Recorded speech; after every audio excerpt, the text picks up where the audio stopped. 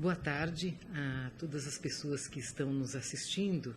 Nós gostaríamos de iniciar essa webconferência para abrir, o diálogo sobre o Prêmio Curta Histórias 2014, que está na segunda edição e tem como tema Personalidades Negras. E nós temos a grata satisfação de ter conosco hoje a professora Petronília Beatriz Gonçalves e Silva, que é relatora do parecer do Conselho Nacional de Educação, do Conselho Pleno 03 de 2004, que completou 10 anos no dia 10 de março de 2014 e instituiu, as diretrizes curriculares nacionais para a educação das relações étnico-raciais e para o ensino de história e cultura afro-brasileira e africana.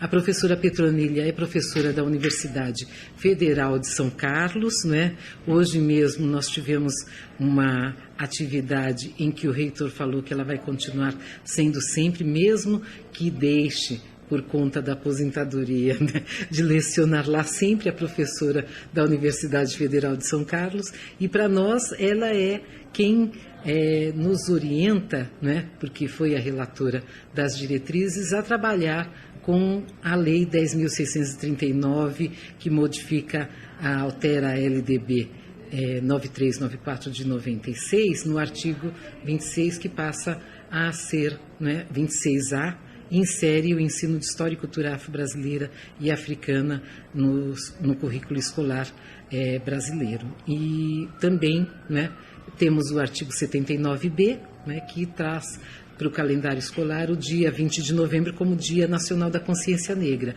A professora Petronília tem diversos livros escritos, artigos sobre educação no Brasil e principalmente sobre educação e relações étnico-raciais. E ela, antes mesmo da Lei 10.639 alterar a Lei de Diretrizes e Bases da Educação Nacional, já promovia amplos debates na Universidade Federal de São Carlos. Eu tive o prazer de participar do seminário sobre pensamento negro em educação no Brasil e tivemos uma produção muito interessante que tem artigos da professora Nilma Lino Gomes, da professora Ana Célia da Silva, entre outros e outras educadoras, e essa contribuição, faz parte da trajetória da professora Petronília, que não seria a melhor indicada, seria a mais indicada, por conta de toda essa trajetória em prol da educação e das relações étnico-raciais no Brasil. Então, a professora Petronília já é conhecida porque ela tem sido muito entrevistada. Quem trabalha com educação já faz uso de todos os livros falares que ela tem nas entrevistas, E o Prêmio Curtas, com a professora Petronília abrindo essa conferência, vai dar a dimensão para educadores e educadoras e também para os estudantes das escolas que vão participar, fazendo os seus vídeos, do princípio do fortalecimento de identidades e de direitos, que o nosso parecer, as diretrizes, também orientam que deve ser trabalhado na educação brasileira. Porque nós falamos da educação brasileira porque as diretrizes apontam, inclusive, a necessidade de formação de professores e professoras para tratar, na educação básica, da história e cultura afro-brasileira e africana e todas as determinações estão contidas nas nossas diretrizes que completaram 10 anos. Então, ao longo dessa conferência, nós vamos dialogando, porque a professora Petronília vai nos dar aqui um panorama do que a gente precisa entender para participar do Prêmio Curta Histórias, segunda edição, que tem esse tema, e lembrando também que o tema Personalidades Negras homenageia o centenário de Abdias Nascimento, que é um ativista negro que nos deixou em 2011 e, se estivesse vivo, completaria em 14 de março de 2014 100 anos, né? Então, é uma história de ativismo e de conquista também, pelo muito que ele fez para que o racismo no Brasil deixasse de existir, mas ele continua existindo até os dias de hoje, e daí a importância de mexer com as mentes das crianças, adolescentes, né, que estão nas escolas, para tratar, né, de um tema como esse, importante para a implementação da temática étnico-racial no currículo escolar brasileiro. Eu vou passar agora, então, para a professora Petronília, né, que é a pessoa que vai... A professora tem uma trajetória, como eu já falei, né, e vai nos dar essa contribuição para que o Prêmio Curta Histórias se dê, né, da melhor forma possível, que os estudantes consigam entender e os professores e professoras consigam orientá-los, né, no trato da diversidade étnico-racial que deve ser aprendida e vivida no ambiente escolar. Professora Petronília, então, a palavra é sua. Boa tarde a todas e todos, professoras, professores, alunos.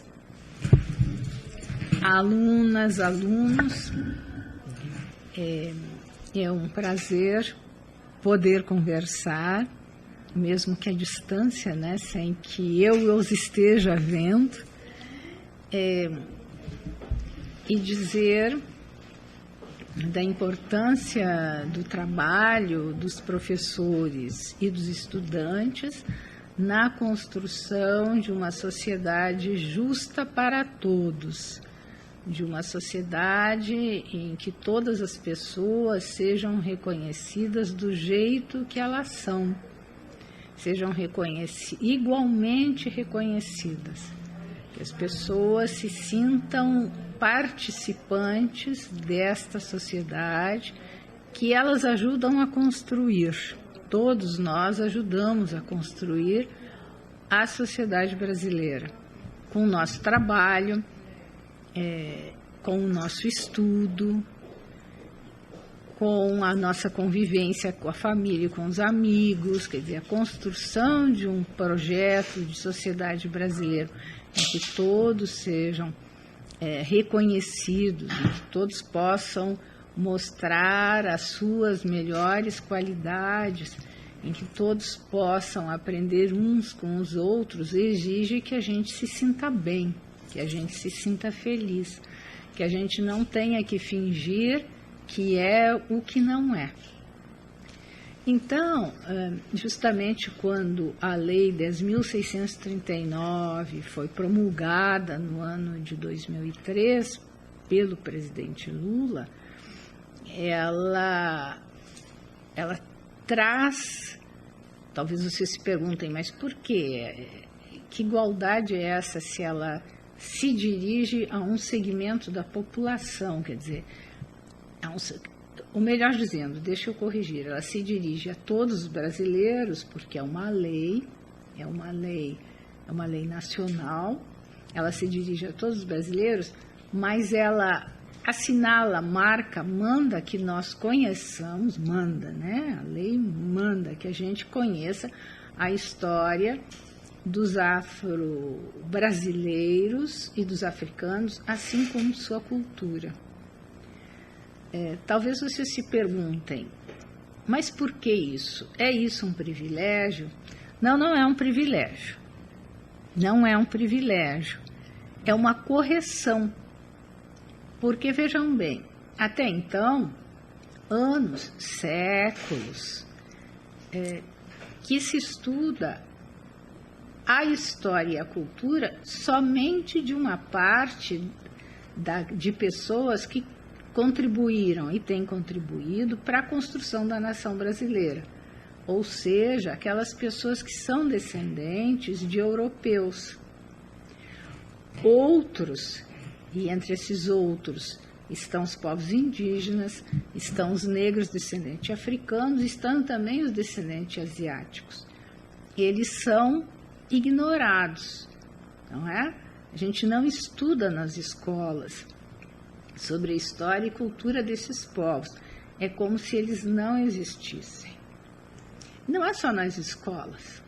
Se vocês forem assistir televisão e se perguntarem onde estão os indígenas nos programas de televisão, novelas, filmes, enfim, onde estão eles?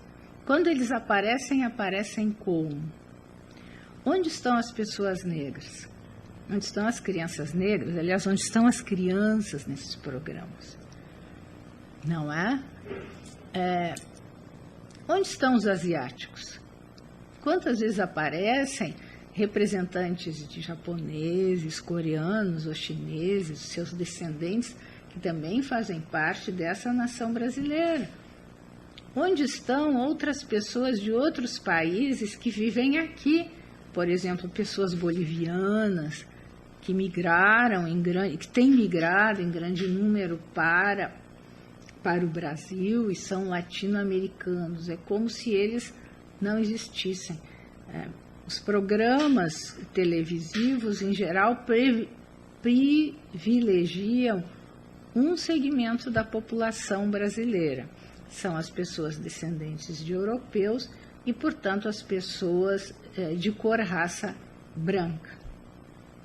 Ora, isso faz com que as crianças, os jovens, pensem que esse é um modelo de humano, não é? Quando a gente estuda a gente estuda a história da Europa e a história de um segmento só da população brasileira. Então, o que parece?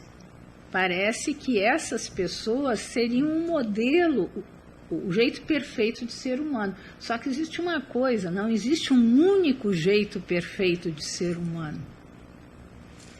Existem diferentes jeitos perfeitos de ser humano e que têm raízes diferentes. Tem raízes europeias? Claro que tem. Tem trazido importantes contribuições para a nação brasileira? Tem. Mas tem raízes indígenas, múltiplas. Só quero lembrar que as nações, acho que são 200 nações indígenas. Vocês já imaginaram a diversidade deste país, a riqueza de culturas e de histórias? Vocês sabem, quando as pessoas dizem, é uma tribo indígena, vocês sabem o que quer dizer uma tribo? É uma nação, é como se fosse uma nação. É um grupo que tem uma organização social própria, que tem cultura e que tem história próprias. Vocês já imaginaram a riqueza do nosso país? Vocês já se deram conta que deste país todo mundo não fala português e que, embora seja essa a língua oficial, não é a única língua falada. Existem, portanto, em torno de 200 línguas indígenas. E há muitos descendentes de asiáticos e descendentes de europeus que aprendem a falar, quando aprendem a falar uma língua, aprendem a língua dessas raízes das suas famílias. Então, são múltiplas as línguas que nós falamos. Claro, o português é a língua que permite com que todos nós nos comuniquemos com uma língua comum, por isso ela é a língua oficial. Agora, talvez você se pergunte, por que ela está insistindo na língua? Porque a língua é a nossa forma de expressão, não é? Quer dizer, não é a única, mas é uma importante forma de expressão. Ela mostra o jeito que a gente é, o que a gente pensa e de onde vêm as nossas raízes, não é? Porque as pessoas, como as plantas, elas também têm raízes. As nossas raízes, elas se locomovem, como nós nos locomovemos, vamos de um lado para os outros. Então, no caso dos africanos, que tem uma história muito diferente dos demais brasileiros. Por quê? Vejam bem, os povos indígenas estavam aqui quando os portugueses por aqui chegaram, não é? Quando os portugueses se deram conta que havia deste lado do mundo pessoas diferentes dos europeus, com costumes hábitos e línguas diferentes, né? Então, essas pessoas já estavam aqui, contribuíram e continuam contribuindo para a nação brasileira. É até importante a presença indígena na cultura brasileira, que se nós formos ver como se divulga o Brasil para fora, não é? Ou se formos ver feiras internacionais, se levam objetos de cultura indígena, indumentárias de cultura indígena, música de cultura indígena. Nossa, como que não é importante para o país se a gente mostra o país a partir destas raízes? Como já falamos, os europeus também para cá vieram. Os que vieram, eles vieram buscando novas oportunidades de vida, desejos de construção novos para a sua vida. Eles fizeram uma escolha, vir, e vieram com as suas famílias, com seus amigos ou com amigos que construíram. Eles vieram com grupos de pessoas. A vida deles não foi fácil, não foi fácil. Nunca a vida é fácil quando a gente sai da terra da gente, em que a gente conhece todo mundo, que conhece os costumes e vai para outro lugar. Mas se a gente vai sozinho, é muito difícil. Não é?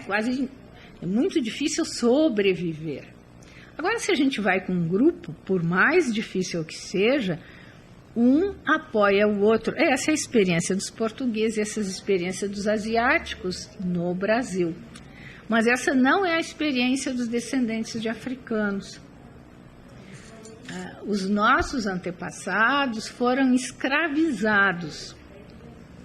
E vocês se deram conta do que significa ser escravizado? Significou deixar de ser considerado pessoa. Vocês veem como é dolorosa a nossa história e como é difícil para mim lembrar isso. Mas eu acho que todos os brasileiros têm que saber disso. Nós fomos trazidos, escravizados. Isso significa contra a nossa vontade. Ninguém perguntou: vocês querem ir? Ou vocês querem tentar uma nova vida? Vocês querem ver se vocês vão poder ter um projeto de vida, melhores condições de viver lá no Brasil? Ninguém perguntou. As pessoas, homens, mulheres, crianças de diferentes idades, em geral jovens, ainda fortes para trabalhar, eles foram aprisionados. Foram transportados não como se eles fossem pessoas, mas como se fosse mercadoria. Muitos foram marcados com símbolos para dizer que eles pertenciam a alguém. Vocês estão entendendo o que é isso? Vocês já imaginaram uma pessoa ser tratada como se ela não fosse uma pessoa? Como se ela fosse uma coisa? Ou ser tratada como se ela fosse um semovente? Não é assim? Quando eu digo semovente, estamos pensando em ovelhas, bois, vacas. Muitos senhores de escravos, eles, quando queriam dizer que tinham feito uma compra, vocês já imaginaram comprar pessoas? Pessoas comprando pessoas? Vocês já imaginaram que é para nós pensar que os nossos avós e bisavós foram comprados como se eles fossem coisas? Pois bem, alguns dos senhores, eles mediam a altura dos escravizados que eles haviam comprado e diziam: comprei tantos metros de peça da África. Então houve um esforço muito grande para fazer com que os nossos antepassados não fossem tratados como pessoas.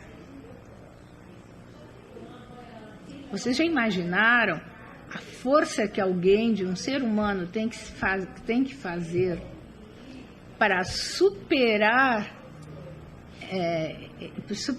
esse sofrimento de ser tratado como se fosse uma coisa e sobreviver?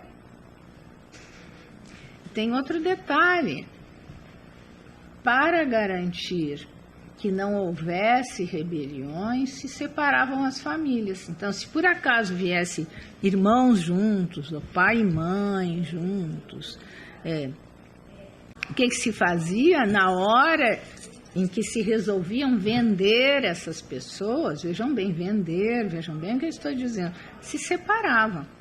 Então não ia esposa e esposo, irmãos com irmãos, pais e filhos, não, essas pessoas eram separadas.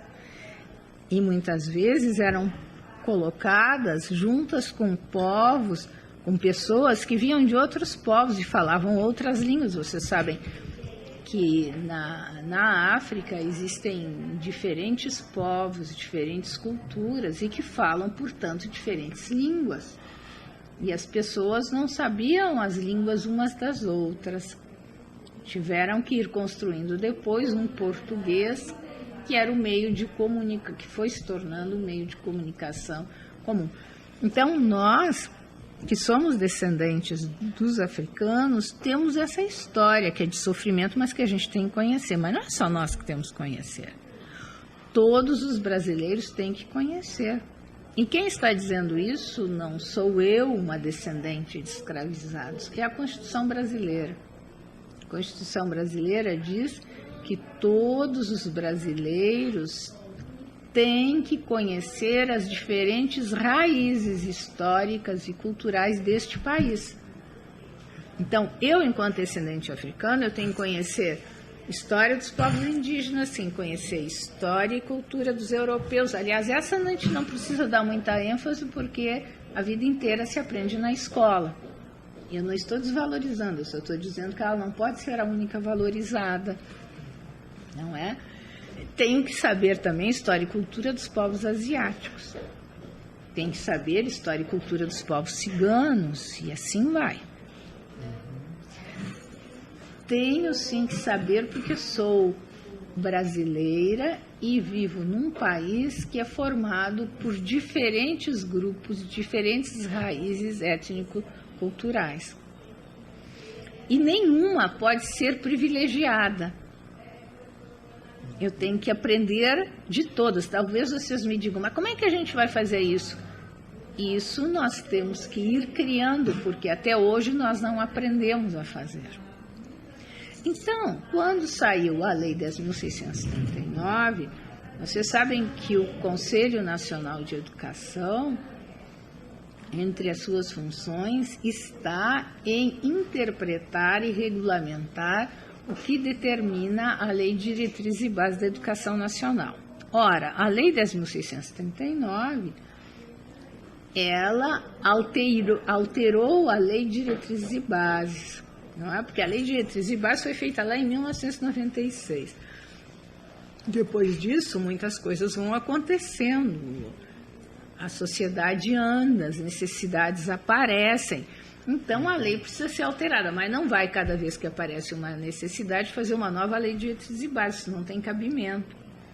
Uma lei importante como diretrizes e bases, ela tem que durar muitos anos e a gente avaliar o que precisa ser modificado, o que não precisa. Mas como no andar desses anos a gente vai identificando necessidades, quando eu digo a gente, é o povo brasileiro, são os legisladores, essa lei pode ser alterada, mas para uma lei ser alterada, precisa de outra lei que a altere. Então, sendo assim, foi promulgada a Lei 10.639, que introduziu a obrigatoriedade do ensino de história e cultura afro-brasileira e africana, no artigo 26A. Este artigo 26A, ele sofre uma modificação no ano de 2008.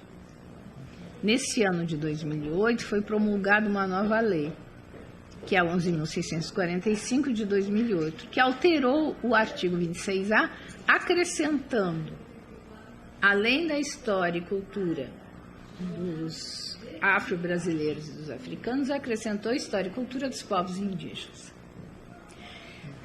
Talvez alguns de vocês se perguntem, mas por que os afro-brasileiros e os indígenas? E aí eu perguntaria, mas por que antes não se estudou? Se não for por outra razão, será simplesmente para cumprir o que diz a Constituição Nacional. Todos os brasileiros temos obrigação de conhecer as diferentes raízes que constituem esse país. Mas é por isso, mas também é por outra razão, é que negros e indígenas não são suficientemente conhecidos, não são suficientemente respeitados, não enquanto pessoas individuais, mas enquanto povos que contribuíram e que continuam contribuindo para a construção da nação brasileira. Vocês sabem que durante o período escravocrata, quem trabalhava, e não é a Petroninha que está dizendo, é Joaquim Nabuco, quem trabalhou neste país foram os africanos escravizados. Os indígenas haviam fugido da escravização, saído do litoral e indo para o interior do país. E as pessoas brancas não trabalhavam. Quer dizer, é um pouco bom dizer que havia também brancos pobres durante o período colonial e que esses trabalhavam. Mas quem trabalhou, e diz assim Joaquim Nabuco, tudo que é construído neste país, diz ele, foi construído pelo braço escravo. E ele então diz o quê? Olha, as plantações, a mineração, as construções, as edificações, tudo. Quem trabalhava, portanto, eram as pessoas negras. E, no entanto, elas eram desconsideradas, era como se elas não existissem nessa sociedade. O Brasil, vamos dizer assim, as pessoas que tinham o poder de governar, embora precisassem do braço dos escravizados para construir a nação, não queriam que esses escravizados se tornassem cidadãos dessa nação. Criaram o desejo de que todas as fossem brancas, confirmaram o desejo de que o Brasil fosse um país branco. Então se cria uma ideologia, não é?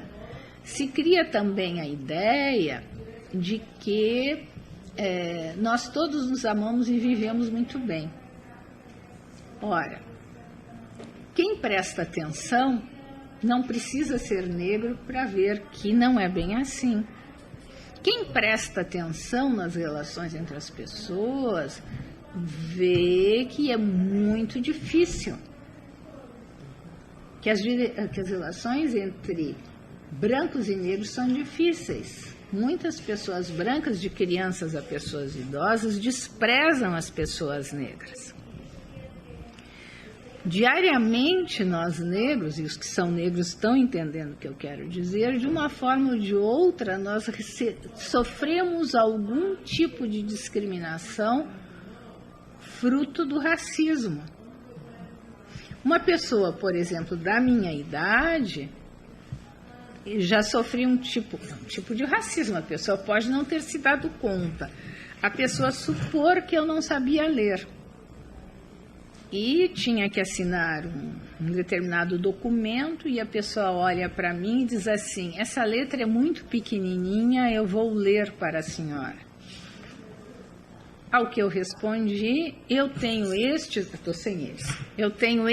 óculos que eles leem qualquer tipo de letra e em qualquer língua. Claro que tem exagero, né? Mas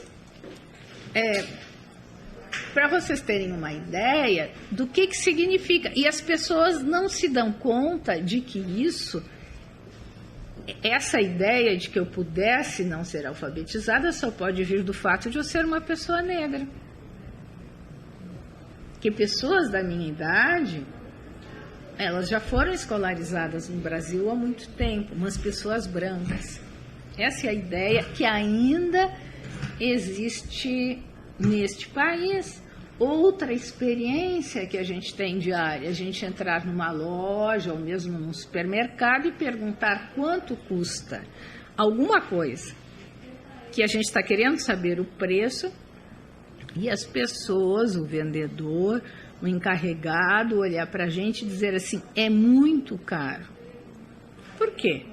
Eu perguntei se é caro ou se é barato, eu perguntei quanto é, porque quem julga se é caro ou se é barato sou eu que quero comprar e não quem quer vender. Por que será que essa pessoa fez isso? E assim, se vocês forem pensando em muitas outras situações, e vocês vão ver que o mesmo não ocorreria com uma pessoa branca. Dificilmente alguém pensaria que ela não teria condições de comprar ou que ela fosse uma pessoa analfabeta. Então, isso é um preconceito que foi se construindo contra as pessoas negras. E esse preconceito contra as pessoas negras se chama racismo. As relações entre as pessoas no Brasil são ainda fortemente informadas pelo racismo. Elas são informadas por uma ideia de que as pessoas negras não poderiam comprar ou não deveriam comprar determinadas coisas ou não deveriam frequentar determinados lugares. Isso tudo foi se construindo, conforme eu já disse anteriormente, porque o Brasil, as pessoas que governavam, queriam fazer do Brasil uma nação europeia, uma nação de pessoas brancas, não só de pensamento europeu, mas baseada no pensamento europeu, mas um país de pessoas unicamente brancas. Havia um desprezo no início do século às pessoas,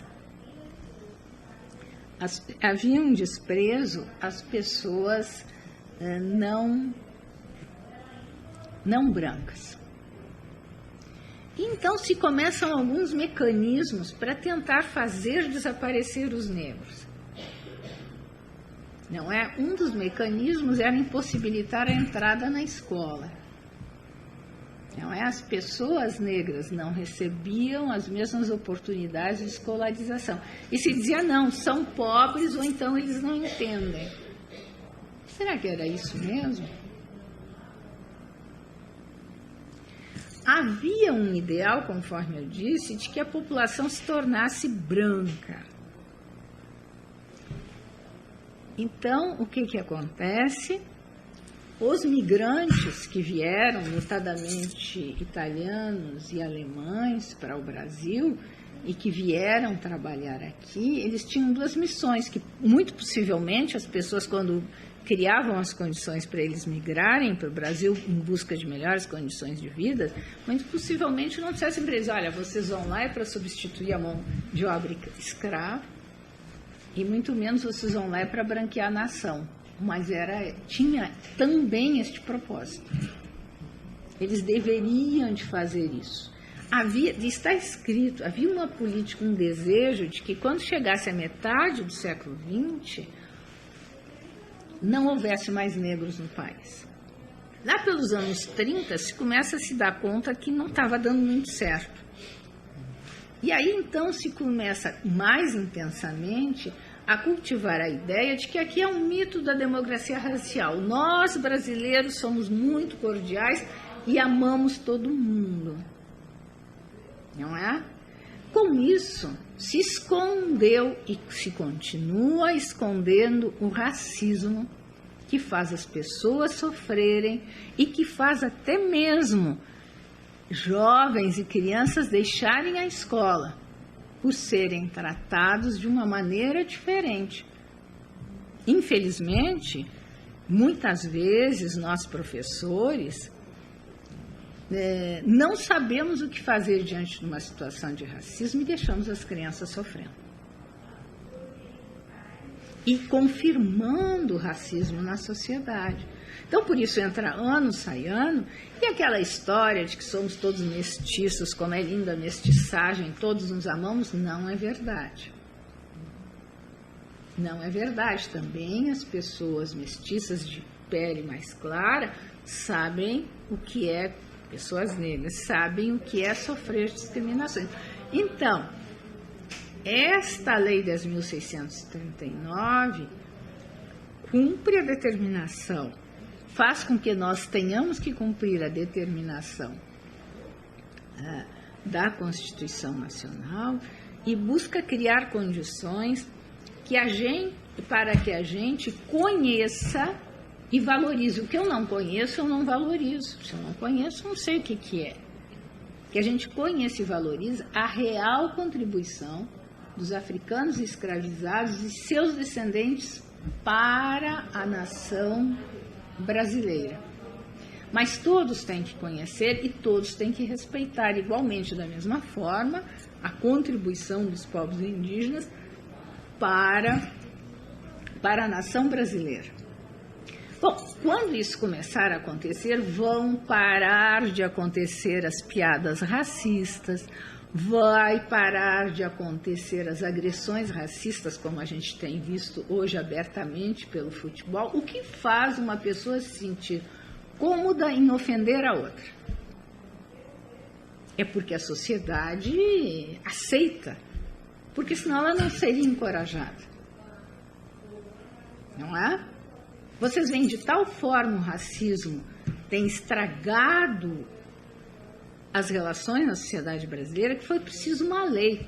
Porque para que existem as leis? Para corrigir aquilo que as pessoas no convívio não conseguem corrigir.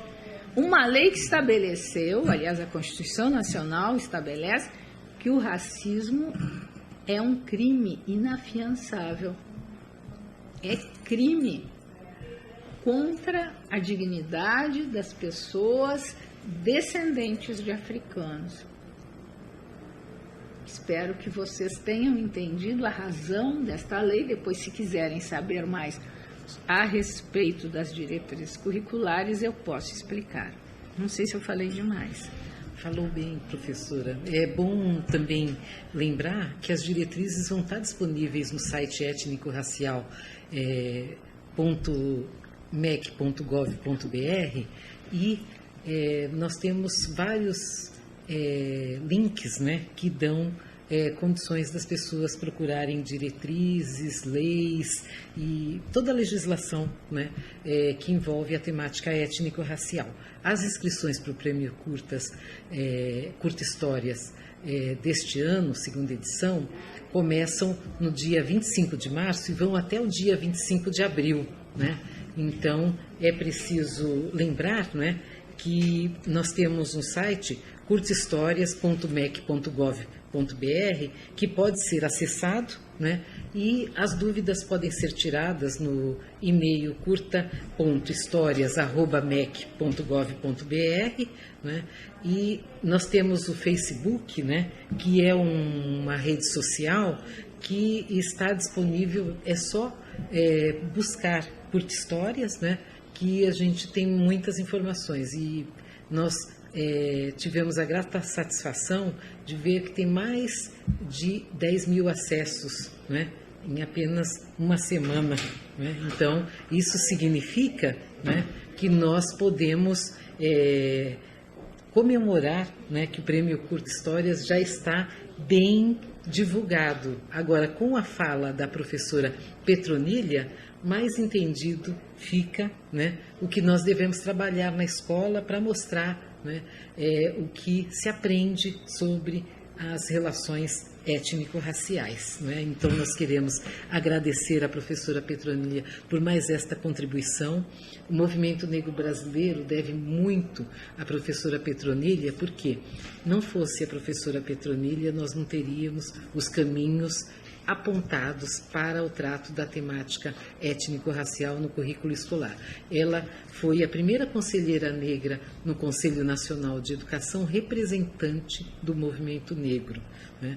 E foi muito bom para nós, né, que fazemos a militância no movimento negro, que isso ocorresse, que abriu portas, né, para outros conselheiros, e hoje nós temos a professora Nilma Lino Gomes, que é conselheira do CNE, também foi relatora das diretrizes curriculares nacionais para a educação escolar quilombola. Então, a temática étnico-racial no Conselho Nacional de Educação está em boas mãos, né? Começou com a professora Petronília, com as diretrizes curriculares nacionais para a educação das relações étnico-raciais para o ensino de história e cultura brasileira e africana, e depois continua também com a relatoria da professora Nilma Lino Gomes com as diretrizes curriculares para a educação escolar quilombola, não é?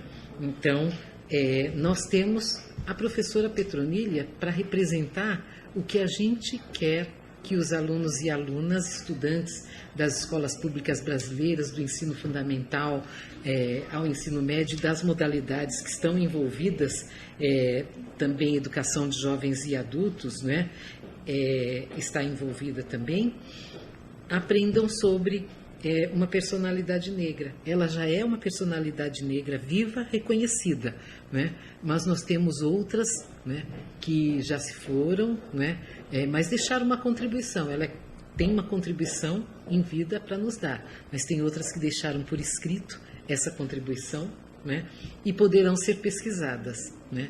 Então, quando falamos de personalidades negras, é importante, né, salientar que as pessoas estão aí, né, são reconhecidas, valorizadas, né, e essa valorização deve chegar no ambiente escolar, né? Então, desejamos que o Curta Histórias tenha muitas inscrições, né, e não percam prazos, né, 25 de março a 25 de abril, né, façam as suas inscrições. Era isso, muito obrigada, professora, pela contribuição, tá, a essa edição, a segunda edição do Prêmio Curta Histórias. Então, boa tarde. Eu creio que eu não vou propriamente falar sobre as diretrizes, até porque se eu falar sobre as diretrizes, pode ser que algumas pessoas não se sintam entusiasmadas para lê-las. Mas eu vou insistir no seguinte: qualquer documento ou qualquer determinação legal que nós, professores, tenhamos que executar, nós temos sim, cada um, né, pensando na sua classe, temos que ler e interpretar. Claro, e discutir com outros colegas, com os coordenadores, mas nós temos de conhecer o conteúdo daquilo que nos cabe executar. E as diretrizes curriculares nacionais para a educação das relações étnico-raciais e para o ensino de história e cultura afro-brasileira e africana, elas foram possíveis de serem redigidas, porque houve uma longa experiência de professores, a maioria professoras, a maioria negras, mas também algumas aliadas, que ao longo do século XX vieram fazendo trabalhos de educação, de reeducação das relações étnico-raciais com seus estudantes por meio justamente do estudo de história e de cultura afro-brasileira e também africana. Essas diretrizes, elas então, de um lado, é uma política curricular. De um lado, elas estão mostrando como brasileiro e brasileira, eu tenho que conhecer a história dos povos que constituem a nossa nação, tenho que conhecer a sua cultura, que também faz parte do meu jeito de ser e viver, não é? Se a gente for se dedicar a ver o que diferentes povos contribuíram, nós vamos ver que na linguagem existem palavras da língua portuguesa que vieram justamente de línguas africanas. Caçamba, por exemplo, que todo mundo... Caçamba, cabaça, para trazer só alguns exemplos. Então, na linguagem,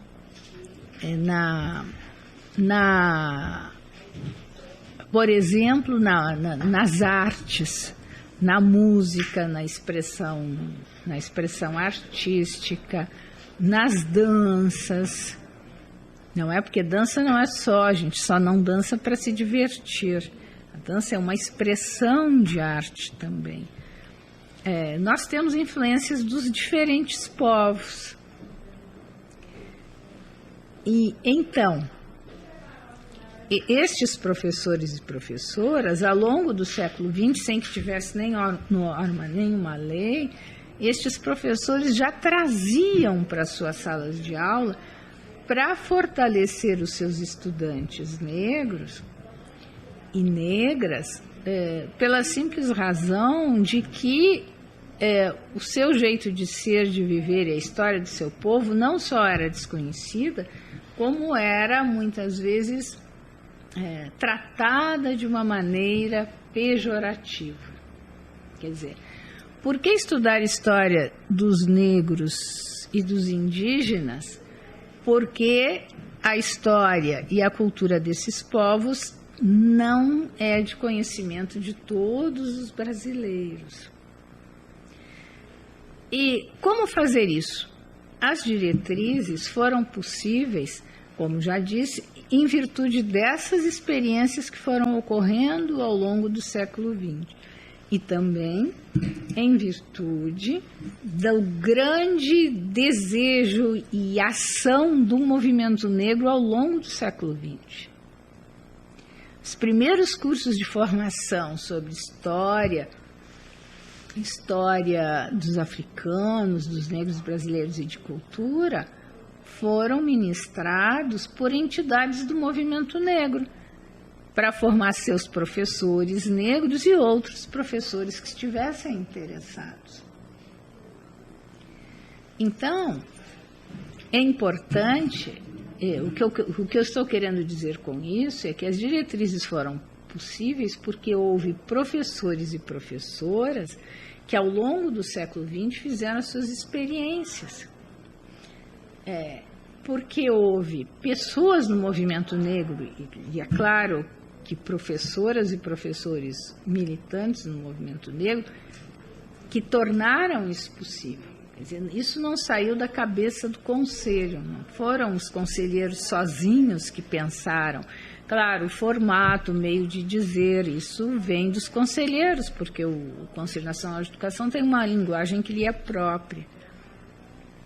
Mas foi construído ao longo do século XX, por isso, para a construção do parecer, foram feitas inúmeras consultas, mas não só a professores, foram feitas consultas também às famílias, sobretudo a famílias negras, ao movimento negro, sobre o que era possível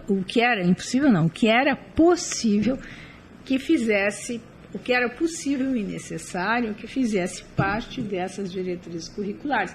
Vocês vão ver que lá, pelas tantas, aparecem assim. Princípios.